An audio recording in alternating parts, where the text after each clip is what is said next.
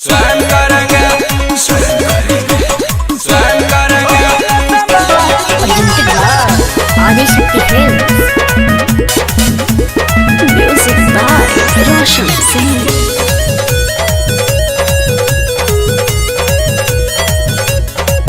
तेरी जीएफ तो चीट करती है, किसी और दीवाने पे मरती है। क्या क्या क्या? तेरी जीएफ तो चीट करती है, किसी और दीवाने पे मरती है। सच कहने में न तनिको हम शर्म करेंगे, सच कहने में न तनिको हम शर्म करेंगे।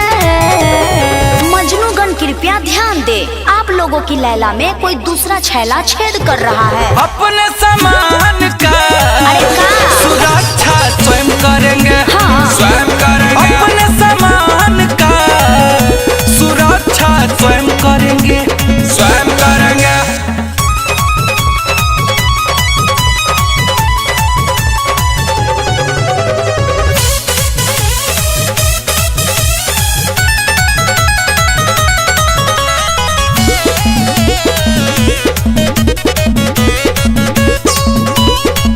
रेड रोजा रोजा बोलती है, मैं देखी फ्लाइंग किस देती है।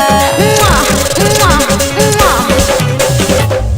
तेरे इस बातों को मैं कैसे मान लूं? प्यार ऐसा होता है क्या मैं भी पहचान लूं? उसकी सारी गलती साबित तो हम करेंगे, उसकी सारी गलती साबित तो हम करेंगे। पागल प्रेमी कृपया ध्यान दे, आपकी गर्लफ्रेंड किसी दूसरे के बाह में सो रही है, सो रही है, सो रही है। अपने सामान का सुरक्षा स्वयं करेंगे, स्वयं करेंगे। अपने सामान का सुरक्षा स्वयं करेंगे, स्वयं करेंगे, स्वयं करेंगे,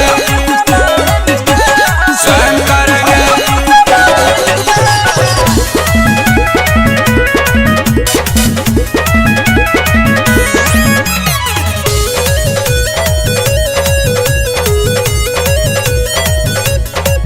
तेरे जैसे 10 बॉयफ्रेंड है उसके, धोखा करती है दिल में तुम्हारे घुस के।